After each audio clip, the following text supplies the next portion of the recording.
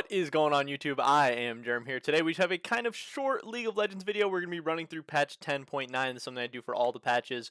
This patch actually doesn't come out until a week from today. It should be like April 29th, the next Wednesday coming up, but Riot always releases the patch notes early on Twitter. This should be very, very close to the patch that actually hits the live server in a week's time for patch 10.9. Before we get into this video, if you're not subscribed already, if you wouldn't mind clicking that subscribe button really quick, that would be awesome. We're at like 925 subs right now. We're closing in on 1,000 fast. That is my ultimate goal, and that would be awesome if we could get there. Again, it helps you stay up to date on my latest videos and stuff, so it kind of works out for both of us. With that being said, let's get right into this video. I'm just going to be running through the patch, giving my thoughts and opinions and stuff if anything comes up, but it is just a relatively small patch with not too much going on, so we should get through this one pretty quick. First up, we got a Sanguine Blade buff. The recipe cost is going from, the recipe Kosei is going from 1100 to 1000. The attack damage is going up 5.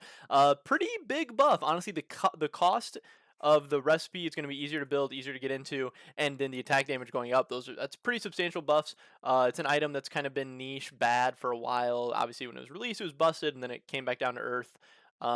Interesting. It's still so situational. I don't think it necessarily is going to become meta, but it's definitely better now. That is a interesting change. The nerfs are to Wukong, getting an armor reduction. That's going to be good. He's so good into AD matchups.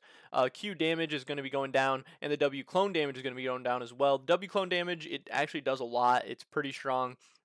So I think that's a good nerf. I do think he's still going to be pretty busted, though, as a lot of people are saying. The double ultimate is so crazy. He has so many dashes and visibilities and can knock up so much AoE. It's so useful. It's so strong.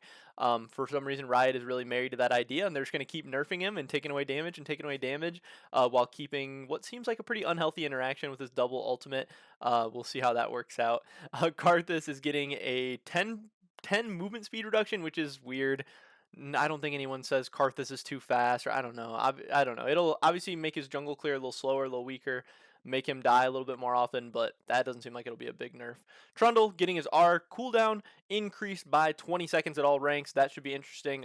Trundle's really strong with his ult, especially into tanks and stuff. Makes him really useful, especially in pro play, which is more what this nerf was targeting. So that'll be interesting. Probably does knock him down a decent peg in pro play. Bard is getting a W movement speed reduction and a W cooldown increase, E cooldown increase. Those are pretty big cooldown increases. Adding 4 seconds to the E, 2 seconds in late game. W cooldown going up by 2. Bard is very strong, especially in the hands of someone who knows what they're doing with him. So I welcome all Bard nerfs. Nami getting the base HP reduced, base mana reduced, and passive movement speed down. Those will be pretty big nerfs for Nami. These are more targeted towards like low elo and stuff. Apparently she's just really easy to play, really easy to pull off. That'll make her more punishable in lane with the HP and mana going down, and then passive movement speed. Yeah, should be a little bit easier to punish her, and that's what they were going for. So I think that makes sense. Pretty interesting nerfs, but again, not anything too crazy. I definitely think Wukong needed a nerf. Karthus makes sense, but nothing too eye-popping for me, at least. As far as the buffs, Kayn is getting a Q cooldown decrease, and Q bonus damage applies to minions.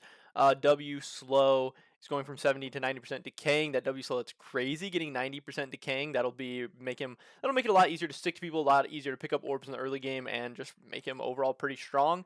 He's still gonna have the problem of being super weak early game, super hard to get orbs on, and then obviously he's OP once he gets his form, but I don't know. I don't think it makes him like meta or anything, but some nice quality of life buffs to people wanting to play him. Lissandra getting a Q cooldown reduction from 10 to 8 seconds at level 1. That is huge for Lissandra. If you know the old Lissandra, when she was strong, when she was borderline OP, it's because she could just Q clear waves all day, but then they upped her Q cooldown way high. Then she couldn't clear waves at all, and then she was disgustingly terrible.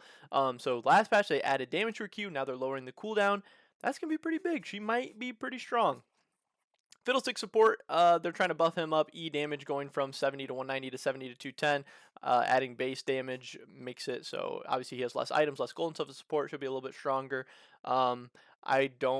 I mean, obviously as support, you're trying to like poke down and stuff. You're using the E more often.